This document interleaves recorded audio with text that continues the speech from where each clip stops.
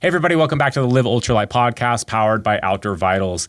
Today we had the special guests of all special guests. It was a power couple, the Stringers, Jeremiah and Bridgette Stringer, on the podcast, and we got to talk about their recent trip to the Camino de Santiago trail and, you know, their time over there in Europe. So it was really fun to just talk through a totally different style of backpacking, hiking, long trail, and just learn about the ups and downs, talk about it from perspective of a couple, and just thoroughly enjoyed it. They're a wealth of information. Also had some fun stories to share and to tell. So join me as I interview this awesome couple, and we'll see you guys on the other side. Well, Jeremiah and Bridgette, I'm super excited to have you on the Live Ultralight podcast. I can already tell this is just going to be a fun conversation with you guys. I've listened obviously to the backpacking podcast and, you know, watched your channel and whatnot, but you guys make me always feel like I want to be a part of that conversation. So I'm glad to have you on here. Yeah, thank you very much. That's very nice. I was very excited to any chance I get to talk about the Camino makes me super happy. So I'm excited. Get to relive some of those memories and yeah, exactly. That's one of the most fun parts. Totally. I mean, that's what it's all about, right? It's making those memories. And I'm sure you guys made just a lifetime of memories to relive out there. And, you know, they say, I mean, they say this about ultra marathons. I'm sure they say it about long trails as well, which is like each hike like that or run, it's like a lifetime, you know, condensed into one trail, right? So I'm sure you guys had that, the ups, the downs, and everything in between. So definitely excited to get into that with you guys. But maybe let's do a little bit of background just on you guys. You know, how you got into backpacking, if you guys always have backpacked together, or if one of you is dragging the other one along, or anything like that. All right, I'll give you a little context here. So Bridget and I, we've been married for like 7 or 8 years now, and about, I don't know, it's like around 2017 or 18, her dad asked me if I wanted to go backpacking with him on the Appalachian Trail for like the Smoky section, half of it anyway. And I told him yes, and I borrowed some gear and I got into it. And then I guess it was around Memorial Day, or maybe it was Labor Day. I can't remember. I always get them mixed up. But a little later on, I drug her along for her first backpacking trip during one of those 3-day weekends that we had off work. And I can't speak for her, but I don't think that she loves it as much as me. But we decided to take a turn and do a different style on this trip. I'll let you fill in the gaps there, Bridget. I was not interested in backpacking at all at first, mostly because I'm just too extra and missed my bed and missed my shower. But I love the time we got to spend together, and I loved the sights, and I loved the experience and having something new under my belt. So we've actually gone together way more than I think either of us realizes. I've been on several trips together with Jeremiah. I've never been solo. I'm not interested in that on a personal level, but Jeremiah definitely loves it more than I do, but that's okay. I was really happy to do this big trail together because it was an in-between vacation and backpacking style trip. Yeah. Are you guys both educators? Yes. Yeah, we are. I'm at the high school level. She wasn't like she was your student or anything, right, Jeremiah? Oh, no. Okay, just checking. We're actually high school sweethearts. Yeah. Wow. Been together since senior year. What am I supposed to call you guys? What am I supposed to call you guys? Kentuckans, Kentuckyites. I mean, I love the accents, obviously, but I was thinking about that. I'm like, oh, what should I call these guys? I don't know if there's a certain title you guys have, but yeah, Kentuckians. Yeah, sure, Kentuckians. Yeah. Okay. Well, that's awesome. So from high school, senior year, you're saying?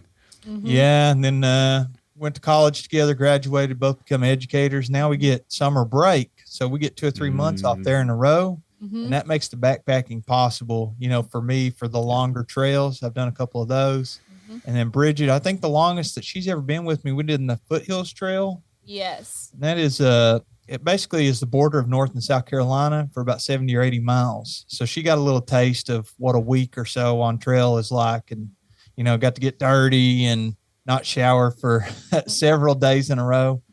and lose the frou-frou lifestyle.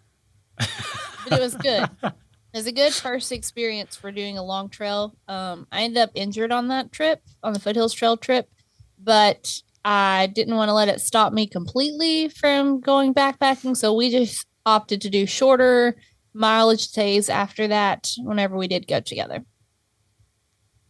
Is this I think you got injured on the Camino as well, right? Is this like a reoccurring injury or a different thing?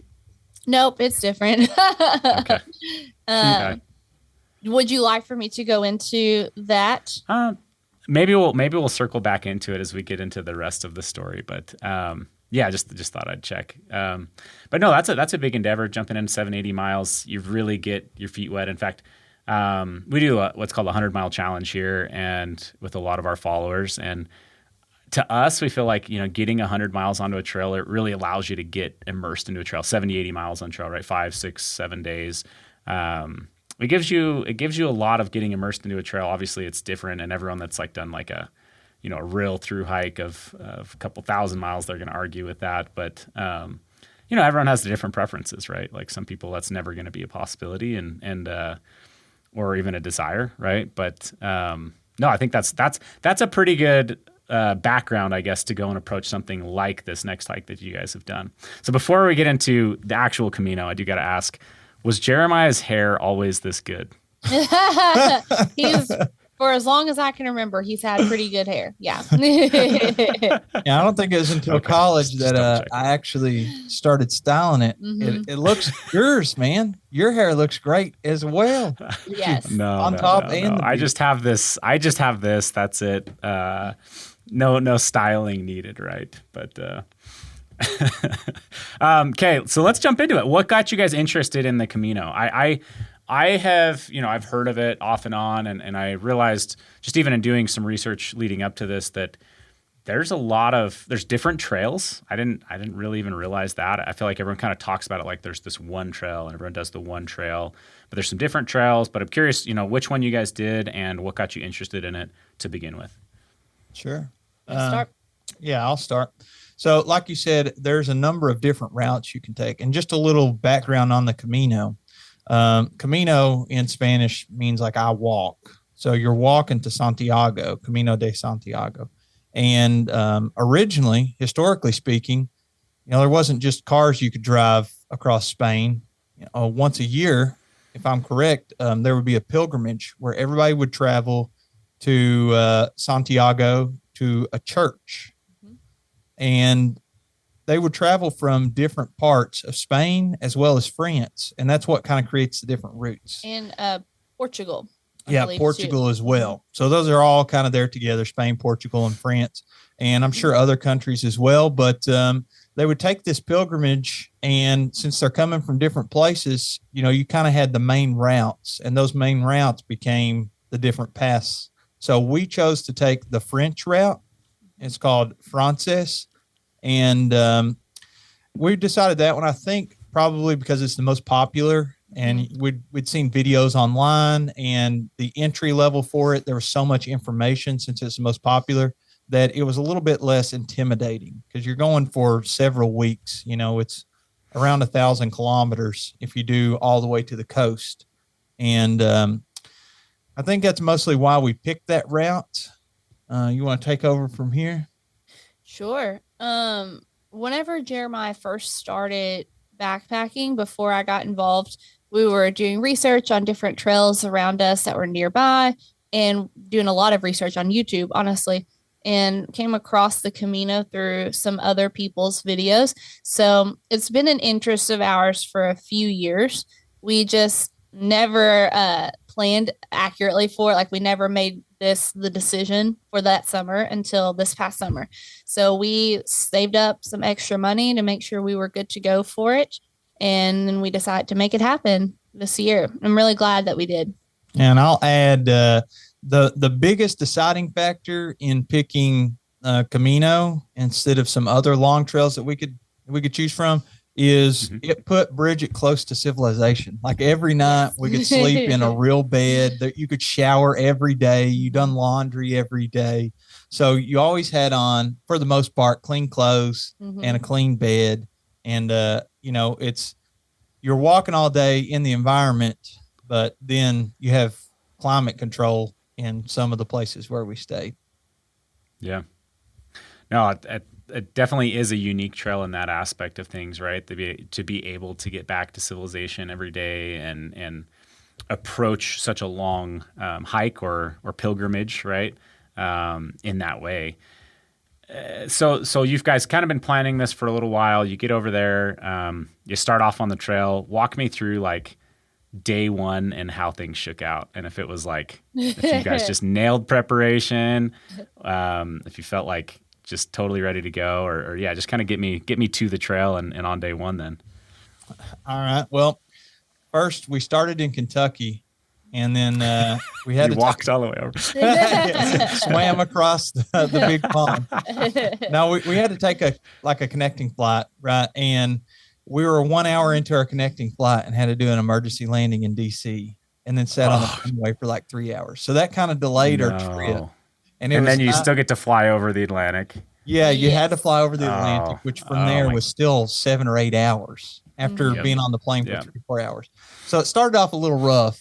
And then we flew into Paris and decided to do like a little, I don't know, it's the city of love, a little romantic getaway before we started this big adventure. So how many days we stay in Paris? We were in Paris for 2 nights, 3 days ish. But the third day we were starting to travel down south toward where our trail started. Yeah. So we took a train or a number of trains down to almost the border of France and Spain.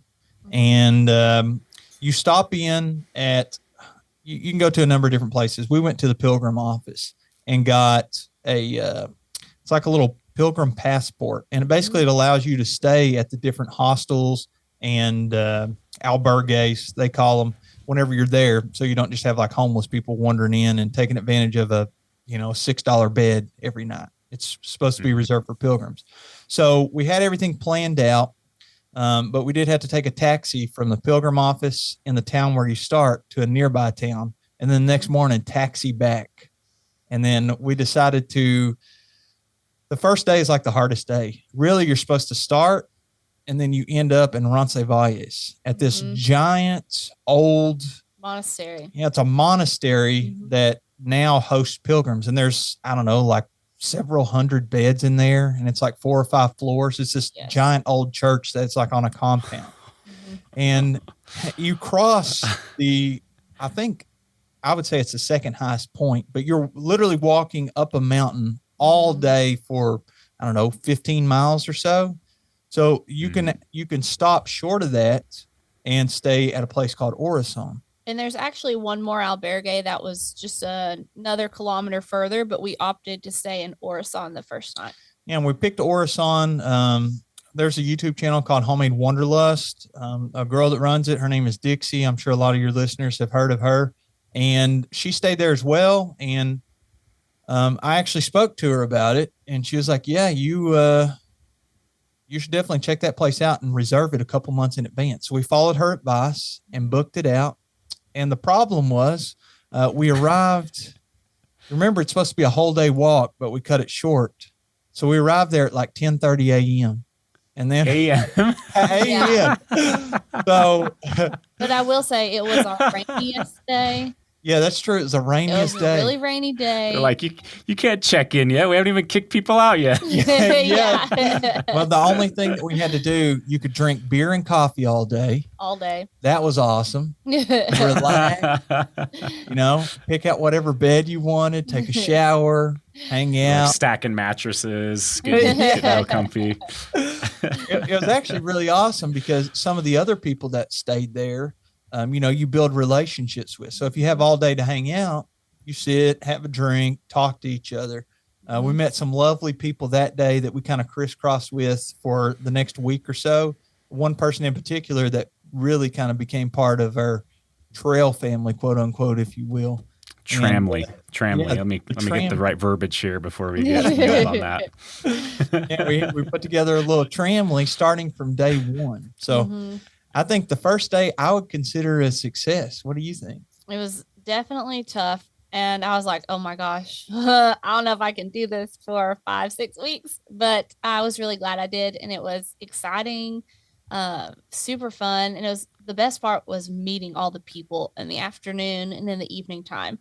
I think dinners were probably one of my favorite things on trail because that was a chance for you to really connect with the people who are around you.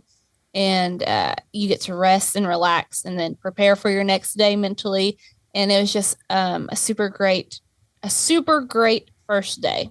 Yeah, and she's right about the dinner. It gives you an opportunity to really sit down and meet people from all over. Like Bridget and I, we were late to dinner, not on purpose. We were actually a few minutes early, but everybody else was already there. And you have a communal meal in the downstairs of this like hostel or albergue or whatever you want to call it. And they give you, you know, bread and wine to start off with. And it's like a 2 or 3 course meal. And you're kind of sitting at tables with everybody. But with the table that we were sat at, it was just us two. So we had everybody around us that were sitting and getting to know each other from all over the world. And then just us two sitting at a table by ourselves. And we were like, well, this is crappy. And then in came somebody late. It was actually her second time doing the Camino. The first time she had an accident and collapsed on trail and had broken her orbital bone and had to have a surgery and be in the hospital in Spain for, I think it's like 6 or 7 days, maybe. That was a while. And she was an Aussie. She's from Australia, and they seated her with us. She arrived late, didn't get to shower or check in or anything. They're like, it's time to eat. Because once the meal's over, you're done there. I mean, there's no more food. You're in the middle of nowhere. So they sat her with us and we got to know her. And like I said before, she became part of our family. And it was amazing. One of Bridget's favorite people out of everybody that we met. We got along super great from the get-go. And later on down the trail, she had to go ahead of us because she had a deadline to meet and we were more or less taking our time. Yeah, so it's heartbreaking to split up. So we had to leave each other. It was really difficult because you don't even realize how close you're getting to people until, oh, bam, you're about to leave one another. It's kind of crazy. And then it's real. Yeah. Yeah. No, there's absolutely something to being in situations like that just break down walls and barriers and allow you to connect to people really quickly, right? So that doesn't surprise me at all. I feel like sometimes you can share like 5 miles with someone on a trail and feel like you've got their life story already. You know, it's just so interesting in that way. Yeah, I totally agree. It takes away all the distractions of the real world and it gives you a common purpose. You know, you and that person are going through hardships together. You're walking through the rain together. And you're bonding, and you can't but help bond like that. Yeah, totally. So you mentioned like this meal thing. I'm really intrigued by this. So these hostels you stay at, do they all feed you? No.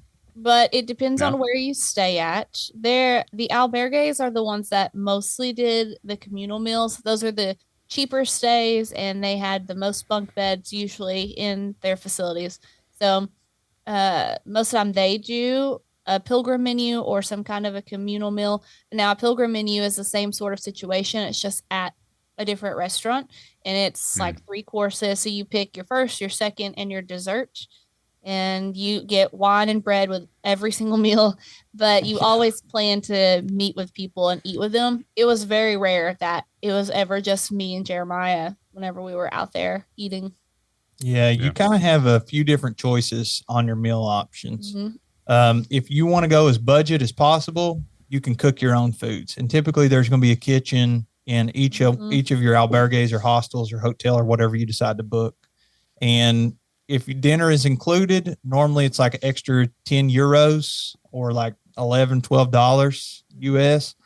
And when you're booking, they'll ask you, you know, if you want to be part of the communal meal. And sometimes that's your only option because if you're in the middle of nowhere and there's no stores or anything, you're either going to eat there or eat what you brought with you. And it's not like the traditional backcountry backpacking that we do in the States. You're only carrying like enough food to make it another 5 or 10 kilometers because you're going to walk through another town. So if you want to pay the upcharge and you want to meet some awesome people, a lot of times these places offer the communal meals and you sit down dinner's at 7:30 or 8, Mm-hmm. or sometimes it's really late. Sometimes the kitchen's not Yeah. open until 8. So Dang. sit down, you have your communal meal, and they give you usually like one bottle of wine for 3 or 4 people, and it's all red wine. So it wasn't the highest quality, but it's included. And, you know, drinks start flowing and you start talking, you hang out with people and you have a great time. Yeah. No, that's awesome. So like, would you say that the food on the trail, like as a whole, was really good? Was it average? Like how did that sit for you guys? There's so much variety. It's hard to label it with one label. Yeah, I guess what I'm thinking here is like if someone is the type of person that loves to, you know, is kind of a foodie, right? Like that could make this trail more attractive to them, right? Get over there, experience culture and food at a high quality, or is it like experience culture and food at a low quality, right? Like I've traveled a lot and I've had both ends of the spectrum. Just kind of wondering what it's like. Sure. I'll throw in if you're cool with that. Yeah, go ahead. I feel like we had all of the above. So they have a couple of very cultural to Spanish dishes like paella and tortillas. And those things are great, but they're so common that you don't want them every single time, if that makes sense. Old. And depending on the location, sometimes one was better than the other. And then there's chicken everywhere, literally chicken in every single meal was possible. Yeah. And that was my go-to was the chicken. And now sometimes it's great chicken. Sometimes it was mediocre chicken. It just kind of depended on where you were at and what you were doing. Yeah. And for your communal meals, sometimes you're staying at a place that's just run by like an older couple or something. And they're going to that's going to be home cooked food. It's going to be authentic to wherever they're from. So like we stayed at one place that was run by a couple Italian people and they made amazing food. It was just, 3 of them. Yeah. And other places, they're cooking the same thing every single day for those communal meals. So whenever you're eating it, sometimes they have it dialed in and, the consistency of everything is great. And then other times they're like, I'm going to make the same thing tomorrow. These people are going to be gone at 6 tomorrow morning. Why bother? So a lot of times you can look like, if you're booking the place, booking.com, I found was the most popular place that, you go on the day of or the day before and be like, okay, I want to stay here tomorrow. It's 25 kilometers away or 40 kilometers away or whatever. And then you book it and you can check and see, does it have a kitchen like or communal meals included? Can I pay extra for it? Does it have a kitchen I can cook in?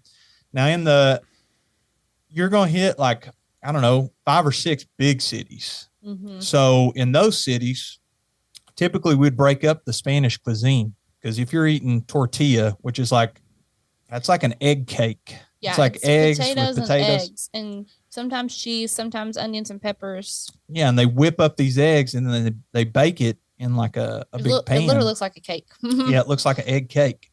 So sometimes that's amazing, sometimes not. But you get to the bigger cities and you're like, I'm so tired of eating tortilla. Like we go get Indian food or go get Chinese food. Or one night we ordered Papa John's. Yeah, that's true. We did get some Papa John's. And then there's one city, I don't remember which one we were in, but we went to a really, really nice restaurant, which I was a little bit embarrassed because my shoes, I had 2 pairs of shoes.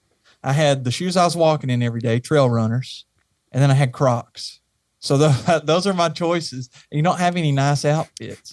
So, you try to dress up the best you can if you got to go to one of these nicer places. But it's always awesome asking the locals. If you're in a town, a lot of towns we stayed in would be like 60 people live in this town. So their economy is this trail. Or if you stayed in a larger town, you could kind of ask the locals, if there's a few different restaurants, hey, where would be the best place to go? What's the best thing here? So you can get whatever experience that you want, but sometimes you got to pay a little extra, of course, to get the authenticity and the higher quality foods, if you will. Yeah. No, I think that sounds super interesting, and I like that. I actually like to experience all ends of the spectrum. I find that, kind of like you said, sometimes you can get what might be you'd classify as like a lower end or cheaper food that's just hits the spot. It's so good, so authentic. But then you can have, complete trash as well at the same time. Yeah. So no, I think that sounds super interesting. The little part of me that really loves food, or the inner foodie in me, is intrigued by that. So that's really interesting. So take me through like your typical day on this trail. Like, what does it look like? When are you getting up?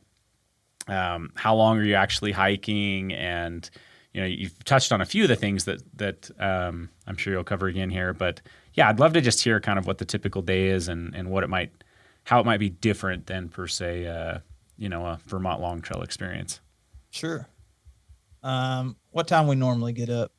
Well, towards the end, we got a little bit lazier. I will admit that. But at the beginning, it was around 6 a.m., I think most days, 6 to 7, somewhere in there. And you have to be out usually between 8 and 10 a.m., somewhere in there. It's different for every albergue. Generally, the night before, we would contact the luggage transport service because we had a big bag with us from where we stayed a couple of days in Paris, and you could send it ahead to wherever you were sleeping at the next night, but you had to contact them the day before, which we use WhatsApp for most of the time. So you contact the luggage company, you go to sleep, you wake up the next day, pack your stuff up, and typically you've already showered. Some people do morning showers, but most people do them the night before. And then you just get started walking. And generally we would start with coffee and some kind of pastry for breakfast. And on occasion we would eat it on the trail on the way. Sometimes we'd stop, and especially if we had other people with us and it was a shorter day, we would just take our time eating it wherever we were at. Yeah. Like she said, in the mornings, it depends on where you're staying at. Like if you stay at, a place that has a lot of bunk beds and you're kind of sleeping as a community, then you're going to get up whenever everybody else does, just because like there's 100 people around you all packing up at 6:30 in the morning or whatever. And there's like 50 alarms going off, 5:45, 6 o'clock, 6:15, some even before 5 a.m. Yeah. Some are really early risers, which is not very courteous. Those old retiree men, dude, they don't sleep in. They don't. You would get up depending on where you stayed at. And Bridgette and I, we decided we wanted a little bit more privacy. So as often as possible, we would try to do like a private room. So sometimes you can stay at the hostel, but they have a separate room that if you want to pay a little extra for. Most of the time, though, you would have to like push 2 twin size beds together, which I'm 6'3", 220. Twin size bed, that's like preteen me, I just don't fit. But we'd like push the 2 beds next to each other, so we could lay next to each other but not on the same bed. And you get up in the morning a little later if you got a private room. Typically. And Bridgette, she's mentioned coffee. They're cafe con leches. It's coffee with milk. They steam the milk. And I would try to wait till you got some miles under you. Kind of like whenever you're backpacking, like when I was on the long trail, you might start at one shelter that you slept at, and then 6 miles later, there's another shelter. And you're like, well, I'm going to get going. That way, whenever I get to the next shelter, I can go ahead and eat breakfast. And I've already got 6 miles under my belt. So we try to either get a coffee to go or, a pastry on the run. But if you're with people, like she said, it really slows you down, because then before you know it, you sat there for an hour just hanging out with you. And the short of it is, you sleep, you wake up 7 a.m. or so, eat, you stop for dinner or lunch, maybe like 10 kilometers in. It was usually around 10 whenever we tried to stop. Yeah, because there may be a town every 5 or 10 kilometers, so every 3 to 7 miles, somewhere in there. And then you would walk, try to get there before it's too late, because if you're staying at a communal place, with a lot of beds, sometimes that's a little cheaper. So the people that are on a tighter budget, they'll get there early, kind of like a bed race, if you think. So I don't know what time we'd really get done. Maybe like 4, if you got there by 4. Well, it was pretty good, but a lot of it depends on when you got up and if you were dealing with injuries along the way. Yeah, the blisters and all that. And then how many people you stopped and talked to along the way, and how long your lunch break was. So it was actually a super there's a big variety of times of when we ended. I would say, well, the earliest was like that 10:30 morning, the first day. That was early. That was the only day we were ever there that early. But most often it was somewhere between 2 and 7 p.m. Yeah. The big range. Sevens are later, but Yeah. we mostly booked ahead so that Bridgette said we could ship our luggage to the next place. Mm-hmm. So like the night before, you'd book a place and then you'd contact the luggage company and then you'd leave it at wherever you stayed and they would come pick it up and drop. It would be there by the time you got there, as long as it was after 2 p.m. So then you could stop and check in. The first thing that you need whenever you get done walking for the day is your passport and your pilgrim passport. Mm-hmm. So your real passport, all they do is just like, they have an app where they can take a picture of it or they write down a passport number or something off of it. And then they take your pilgrim passport and it's basically like a giant pamphlet and they stamp it. So once you get to a certain point to get a certificate at the end, I think it's the last 100 kilometers. It is. It starts in Saria. Yeah. So once you get to Saria, you have to get 2 stamps every day in there in order to pick up your certificate at the end. And you get a free certificate or you can pay extra for a fancy one to get both. And, the hostel or a restaurant or something can stamp that passport. Mm-hmm. But typically I would just give it to, the people whenever we arrived for the end of the day. And they would stamp it. They'd check that passport and then they'd show you to your bed, show you around. And then you'd have the rest of the evening. And typically, first thing I would do is get situated and then shower. Mm-hmm. And then you're clean. So you can kind of have a little bit more grace as you're going through your luggage, because you've been walking, you're sweaty all day. You don't want to be swamping up your luggage. And then you'd relax for a little bit, maybe chill. And then it's dinner time. And if you're lucky, you get a great dinner and you get maybe an hour before everybody starts, going to bed because they're getting up 5:30, 6:30 in the morning, getting ready to walk another 10, 20 miles or whatever. So that's a normal day on trail. Yeah. No, I like that. That pacing sounds pretty comfortable. Like you're getting time on trail, but you're also getting that time at the end of the day to, I don't know, I wouldn't say wind down, but kind of just have a little bit of downtime, reset, get some good food. I did want to point out though, I'm sure Bridgette's aware of this, but I'm not sure if he's pushing those beds together, Bridgette, to sleep next to you or just to steal part of your bed, lay on a diagonal a little bit. You're probably the first YouTuber I've met that's a bigger stature than I am. 6'3", got me by an inch, man. So, but it depends on the shoes. You may get me someday. And the hair, man. You got to be 6'4", 6'5" with that hair. Well, my feet hung off literally every single bed from the start of the country to the end of the country. Even the queen size beds I felt were a little bit. Oh, and we only experienced a queen size bed maybe 3 times. Yeah, I think twice. Yeah, we got a queen size bed because the rest of the time they were full or twin size beds. And once we realized we liked the privacy better, we just kind of opted to not use the bunk beds anymore. Yeah, the bunk beds are tough to be married, and then you're sleeping in. Some people would do like both of you sleep on the bottom bunk, and remember it's a twin size bed. So one person's head at one end, one person's head at the other end. Yes, we saw that once. Yeah, then you could use the top bed for storage if you wanted to. But usually, during the downtime, sometimes we would, if we had a bunk bed, I'd typically take the bottom one. Oh yeah. So she would crawl into my bunk bed, and I took an iPad with us. So we would sit, maybe watch a little Netflix or a little YouTube or something, wind down, and then she'd crawl up in that top bunk, and then it's good night, see you in the morning. It's so weird though. Or if you have a stranger laying above you, like, oh, I got a good one for you. So, you don't get to pick sometimes your bed. Sometimes they say your bed 113. And Bridgette's bed 108. So you might be in the same like little cubicle area, but you're not really above or below each other. And then other times you just walk in and pick whichever bed you want. So there was one time where I got assigned a top bunk in this town, and Bridgette was also the top bunk, but there's 4 beds in each cubicle. So 2 sets of bunk beds, right? So she is 5 feet away from me to my left, but on a top bunk. So gear wise, we were sleeping inside, and I was like, how cold can it be? but just in case, I'm going to bring a sleeping bag. I was originally just going to go with the liner. I'm not sleeping in a tent a single night.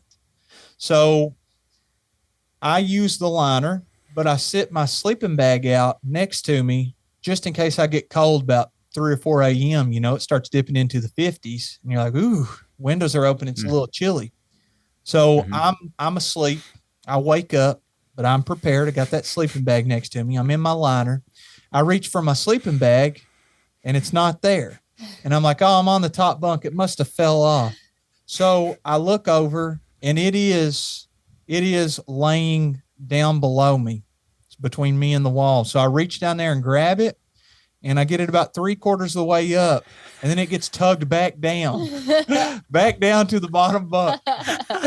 And the guy that's sleeping below me only speaks Spanish. All right. So I talked to him a little bit in broken Spanish, said, hello, how you doing? His son spoke English, but we hadn't really got to know each other very well at this point on the trail, or maybe a week. You're stealing his covers in the middle of the night, man. Yeah, for all he knows, somebody's just dragging his sleeping bag off of him. So I'm like, ooh, I'm a little bit chilly, but I pull it up again. Again, it gets tugged down, and I say, well, I'm just going to, I don't know how to address the situation. Both of us are half asleep, and we don't speak the same language. And there is 100 sleeping people around us in the middle of the night. So I say, just screw it. I'll curl up in my little sleeping bag liner, and I'll tough it out. Well, we get up the next morning, and it's maybe 5:45, 6:15. Everybody's starting to wake up, except the guy below me. He is not waking up. He is like dead asleep. So I get totally ready, and the last thing you do is pack up your backpack and your luggage, right? You got all your clothes that you're stowing away. So I'm ready to pack up, and this guy's still in the bed, and so I literally have to wake him up. I try to pull my sleeping bag off of him, and he wakes up. Right. And he's like super surprised. And he's like looking at me, and he's like pulling the sleeping bag back. And, I'm trying to explain to him in Spanish the best that I can. Like, this is my sleeping bag. It belongs to me. But, he's just waking up. And so he's tugging it back, and he's laughing. And, finally I'm able to somehow communicate that like his sleeping bag is falling into the floor on the other side of him. It's between him and the wall, and he has mine. So I get the sleeping bag back and pack it up. And then for the rest of the trip, as we crisscrossed each other, we had a fun little story and experience from that night. That's so funny. Dude, that's epic, right? That's I can only imagine.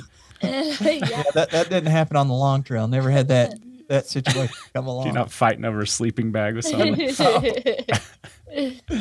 Yeah, it's interesting. Dude, and that, as you get into just sleeping on a bunk bed though has got to be something. I had to sleep in on a bunk bed like a few months back, dude, those things didn't shake nearly as much as they did when you're over 200 pounds versus when you're like a little kid climbing. Like you get on there, you're like, this thing's gonna just collapse on me. Like, it's a little treacherous to get up there as an adult.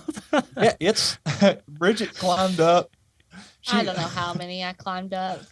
There was one bunk bed that we got a private room, but it still had 2 sets of bunk beds in it, which is the worst. And it was in like a basement kind of. It was in my opinion, the worst room we stayed in on the trail. Oh, come on. For me, now. on a personal level. Tell him why. I don't know. I heard a story of some bugs that you guys found. Yeah. In your rooms. So that may have been the worst. That's got to be the worst. That might have been the worst outcome, but it was a comfortable place, though. That was one of our 2 queen beds. It was one of the 2. Yeah, tell him why. So we decided to sleep in separate bunk beds, both on the bottom. Well, here's why. Okay. So there's 2 sets of bunk beds, and the top one on the one side didn't even have a mattress on it. It just had the bottom mattress. Yeah. So originally we were just going to sleep on the bottom bunks, and we were going to be separate, but it was going to be fun because it was just for the night. And there was a giant, I'm telling you, it was huge, giant brown spider above that bed. And I was like, nope, I can't do it. I cannot sleep on this side of the room. So Did you not take care of the spider, or you just let it live on? Or well, it's like so when you're in the basement, the spider's like in the wood up on the Yeah, it's like up on the ceiling. Ceiling? Like, I don't know how many feet that was. It was too far to reach. This is Okay. so, we have basements here in the States, and you have some people have unfinished basements. So it's kind of like that, except like downgraded to, like, if you could give 5 stars, 5-star rating system, whatever rating you would give an unfinished basement, downgraded to like at least 2.5 stars. And that's kind of what you're living in. There's like, I don't know, it's totally unmaintained. And it was kind of creepy, and I don't know, it's just weird. Yeah, there's like a stall for a shower and a stall for the bathroom. And the hot it was water weird. Didn't stay on for longer than like 2 minutes. Yeah, that was tough. You shower and the water's hot, and then just whenever you're getting under there and getting soaked up, it goes cold for 2 minutes. So you have gotta wait it out. Yeah. So I opted to sleep on the top bunk that night, even though I wasn't going to, because it was away from the spider. Right. Tough sleeping situations out there. Yeah. Could you sleep in a tent if you opted to? Like, was there even options to do that? There were. Yeah, kinda. It wasn't super tent friendly, not because of like the people. It's just because like the opportunity of where you would have to camp, you'd either have to get permission from the owner of the hostel, and that could be a little bit dicey. You might have to throw them a couple bucks, to say thank you. Or there wasn't really that much woods. Like, there was only one time that I had to stop and drop a deuce and there was not a bathroom. Like, there's always a bar open. Mm-hmm. Might have to get like an orange juice or a beer or something to use their bathroom. Yeah. But there was only one place where I had to stop and go to the bathroom. And luckily, there was only like 3 or 4 places along the whole trail that there was woods where, you could go in and actually, do your business. So it wasn't super. So what's the scenery like then out there? Like, is it just desert, like really open like that, or? It's really open. Mostly flat, especially in the Meseta section between Burgos and Leon. Yeah, there's like different stages. Mm-hmm. So it's divided up into stages every day. So like little chunks of mileage that most people can handle. Mm-hmm. So you can get like buy a guidebook, and it's like, here's the 33 days. Here's the stages you walk. Here's all the towns, etc. Mm-hmm. So the different stages have different sections. So like, the first part that you go through is kind of the mountains between Spain and France. They kind of divide the two countries. And then the next stage, or the next section, Bridgette mentioned it, it's the Meseta. Mm-hmm. And you want to describe to him kind of what the Meseta is sort of like? Well, it's very, very flat, very open. It's a lot of fields, some grain fields, wheat fields, whatever. I don't know, cornfields along the way. A lot of wine vineyards too. Yeah, there's a lot of vineyards there. You were mostly walking in a gravel section beside of a road. So there'd be a main road, and then you would be walking in this gravel section. And every now and then you'd switch sides, just depending on the terrain. But mostly you stayed on the one side, and it was a straight stretch for a really long time. Yeah. And like she said, it's super flat, and it's basically just farm country, but it's totally exposed. So there's like one section for 13 kilometers. There's just nothing. You're just walking on a gravel road through whatever fields that happen to be there. Did you become the ultralight umbrella guy then? Oh my gosh. Yeah. So I had the silver ultralight umbrella, right? And I had my sternum strap, and I would just tuck it in there. I have the attachment too where you can do hands free, but I just tucked it in my sternum strap and let my umbrella just shade me. Mm-hmm. And dude, I became friends with some different people, but at the time, we didn't know each other, and they were like secretly taking videos of me. They were like laughing at me, like, who is this big, tall, white guy with his umbrella? It's not even raining. Yeah. And I said, well, y'all are the crazy ones. I'm the only one out here walking in shade all day. Mm-hmm. Meanwhile, you are getting sunburnt. Mm-hmm. So you enjoy, some days it was like in the 90s, and you're walking all day. If you have to walk 20 miles in exposed sun and it's 93 degrees, I mean, that's miserable. Oh. Mm-hmm. Yeah. Can't drink enough water. But to answer your question, I did get a little taste of the kind of desert lifestyle of walking and using that umbrella. It worked out great. Yeah. Yeah. Section so that was go ahead. sorry. I was just trying to finish answering your question. The section Yeah. after that was a little mountainous too. There was another mountain range that we definitely went over, but we were just in it for like a couple of days. But even with all the trees around you, they're strategically planted, so there's like specific space between them. So they're not big enough to hide behind if you needed to go to the bathroom or anything.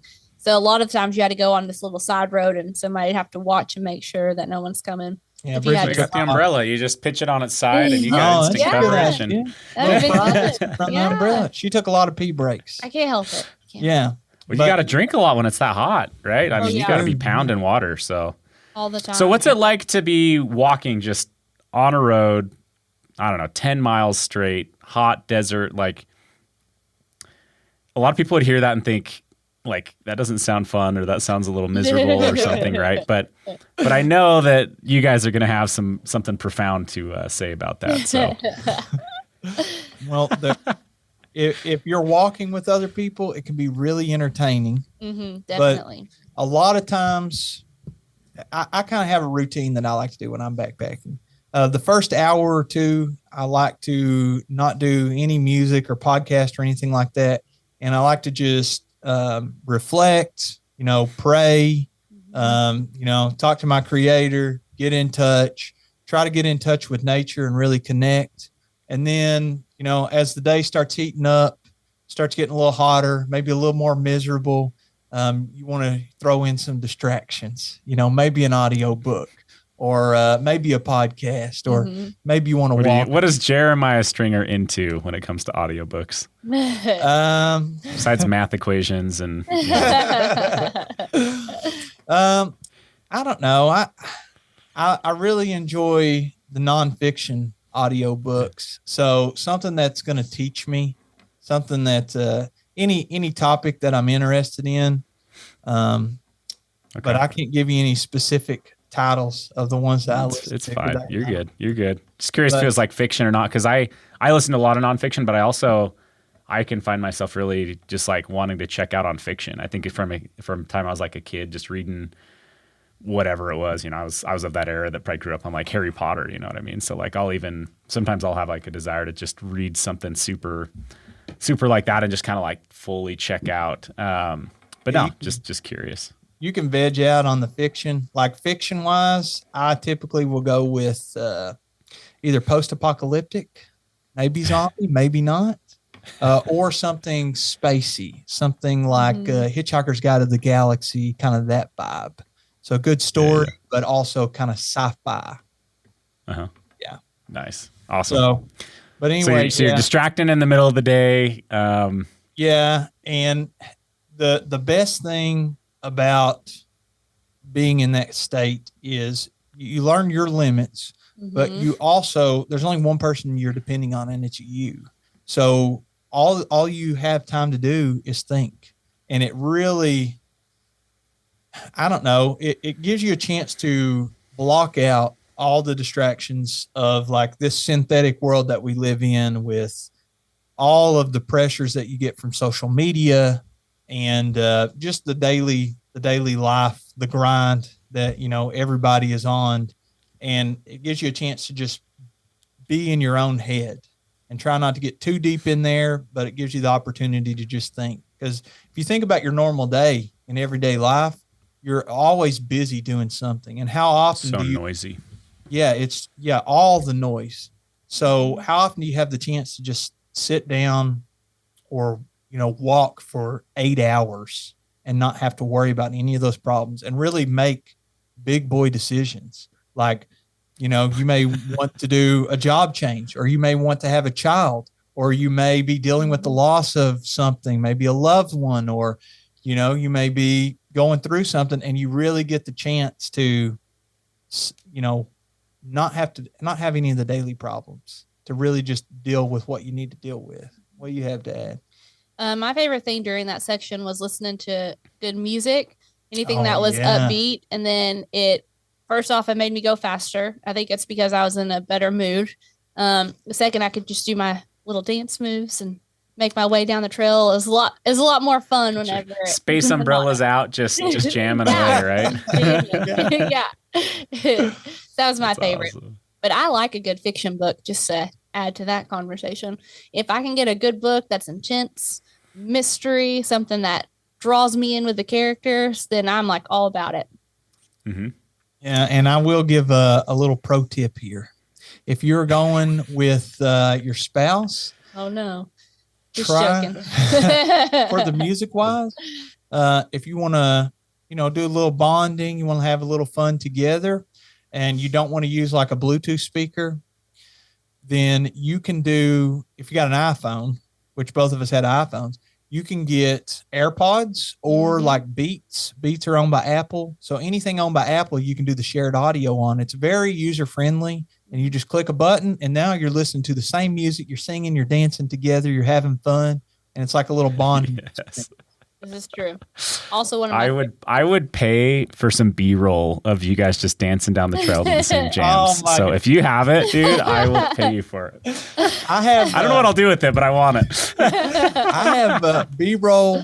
So we mentioned the Tramley earlier, right? And there's one guy in particular, Clemens. Oh, Clemens. love Clemens. He's from the Netherlands. He's a Dutchman. The Flying Dutchman. So I don't really know how to say his last name. It's like Van Ackerman, or I don't know. Ackerman. I don't know. It's Ackerman. Dutch. So yeah, little shout out to him. He's done the Camino 4 times. This was his 4th walk, and he is also a videographer. So he has a YouTube channel, and he made it's about a 2-hour movie of his last Camino walk, his 3rd walk. And I'm telling you this because the whole time I have like 1,000 and something clips from the Camino, but they're mostly my perspective or like, B-roll of how I'm going to put my little videos together for my channel. But he was filming as well. And so there's one day where I got on a good little dancing sprint, and he's got some great, we had the Bluetooth speaker out. This is toward the end of the trail. Yes. And it was me and several Germans. Women there. Oh, we were dancing. We were on one that day. So I think I'm going to throw a little B-roll in of that in my little clips and see if that makes part. That's worth a subscribe right there. So if you're not already subscribed, go get subscribed to Jeremiah Stringer. Shout out to Clemens for that little clip of the dance. That's going to come in great. Well, we're cruising through time here, and I want to make sure we cover some of this. So I wanted to ask, because I can geek out on gear, and you geek out on gear on your channel, and I'm sure you'll do plenty of that of like what you took and how it worked out and some of that, right? So if you do want to get some of that perspective, I would say go check out Jeremiah Stringer Hikes. I think I'm most interested in kind of just hearing like, did you get out of the trip what you hoped you'd get out of it, right? Because just like you mentioned, having that time to like ponder and really think or make big boy decisions, or whatever it was that got you on trail, did you get what you originally thought you would, or was it different than what you thought you'd get out of the trail? You want to go first? I'll go first. All right. So my initial thoughts going into this my initial thoughts were, if Jeremiah and I survive this, our marriage is solid. And that was my first thought.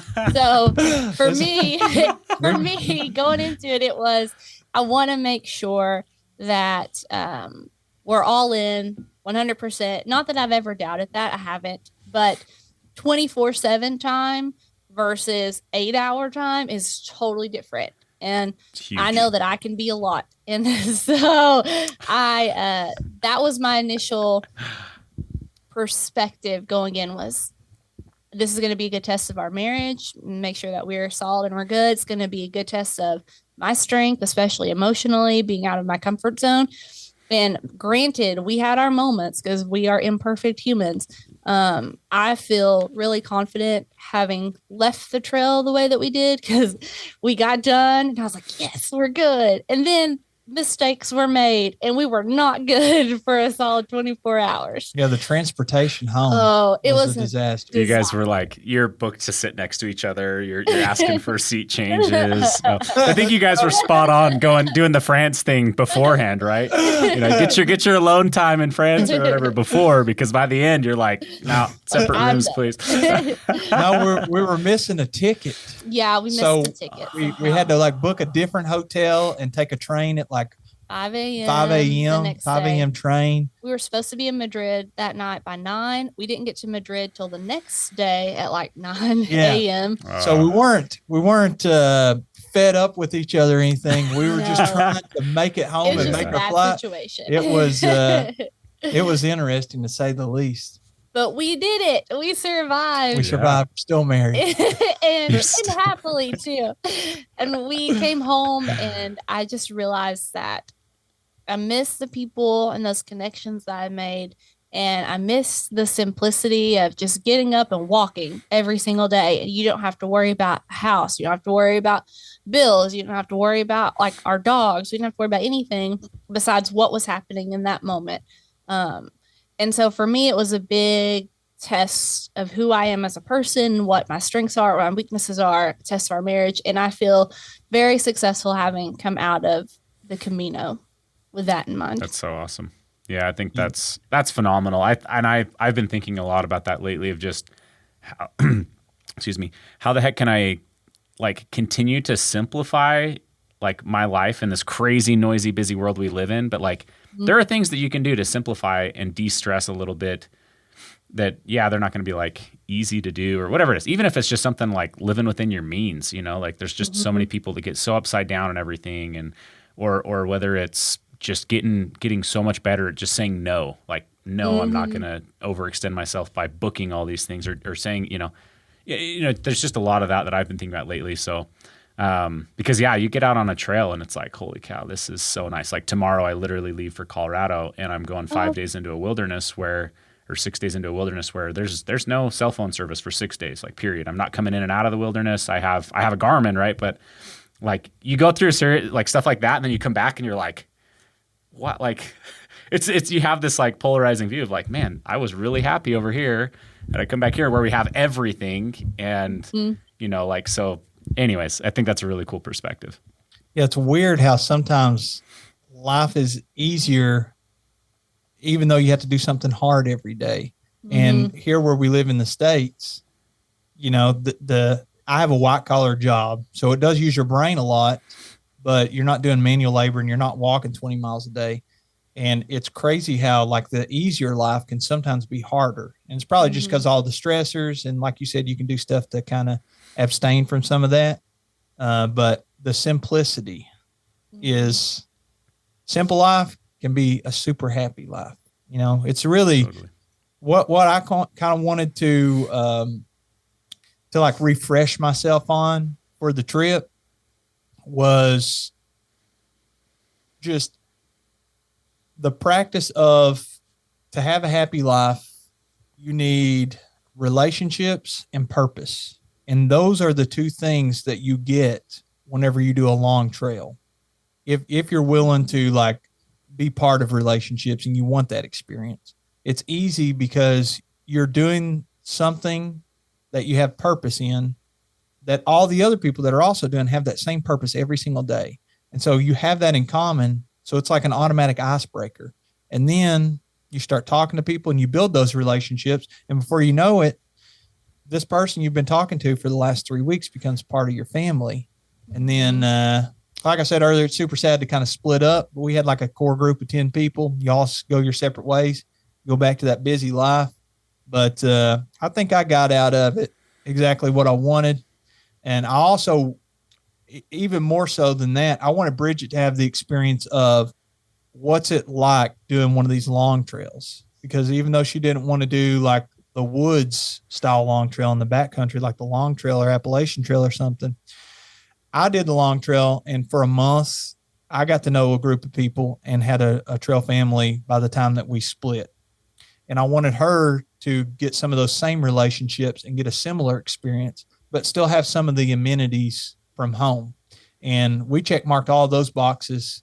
And now here we are back in the States. We're getting back in the routine of things. We started our school back up, but it was great having that simple life for 5 or 6 weeks and being able to really reflect. And I think I got everything I needed from it. Yeah. And I'll add to that now I have even a different perspective than before the trail. Like now I just want to have a more fulfilling life in general. I felt very fulfilled most of the time while I was over there, and I just want to translate that to my normal everyday life too. So I'm seeking out those opportunities to feel that fulfillment as well. And that's awesome. Yeah.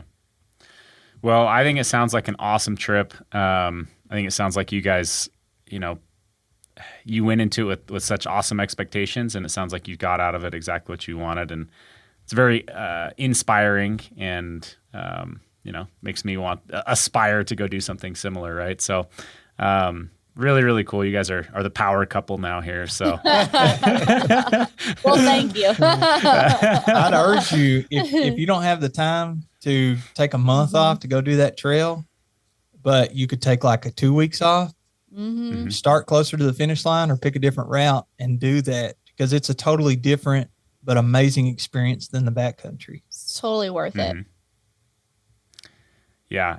I mean, the way that you described it is probably how I almost felt about going on like the Appalachian Trail compared to where I typically backpack, right? But this sounds like the next level of social and community and all of that, right? But yeah, it sounds so intriguing, and everywhere that you hike is going to be so different and have a different things that like draw you into it, right? So there's definitely a lot that could be drawn into the Camino. So really, really cool.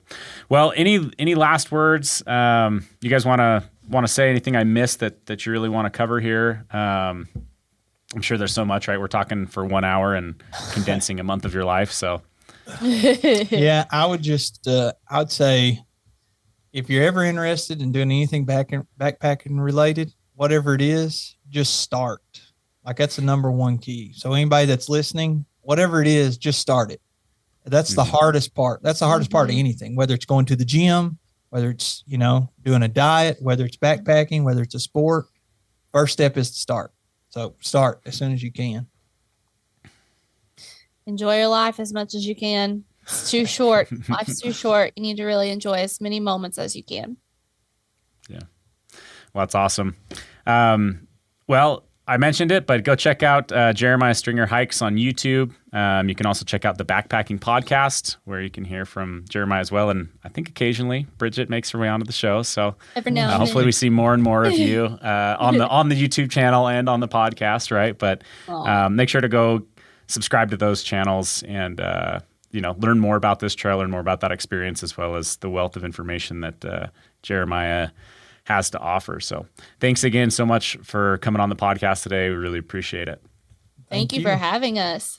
All right. I hope you guys really enjoyed that podcast. I really wish that I just had a bunch more time to talk with them, because there's so much to unpack in a short form content, an hour of time when they've spent a month out there on trail. But really inspiring, and definitely made me consider or looking more heavily at the Camino at some point in life. I hope that maybe it was inspiring to you guys, even if it's not the Camino, to just get out there, like Jeremiah said at the end of this, get out there and try something for yourself. Take that first step, get out there and backpack, get out there and do a long trail if that's what you're really going for. But take those first steps, and I guarantee you'll learn something from it, and hopefully, we'll be able to disconnect from this crazy world we live in, from the noise we live in, and really reconnect with yourself, your creator, relationships, whatever it is that's needed in your life. So I hope it's inspiring to you. Again, really appreciate Jeremiah and Bridgette coming on the podcast. If you've not yet subscribed, please subscribe to our channel. Leave us a review. That does help us with our purpose of getting out in front of more people to help inspire them as well.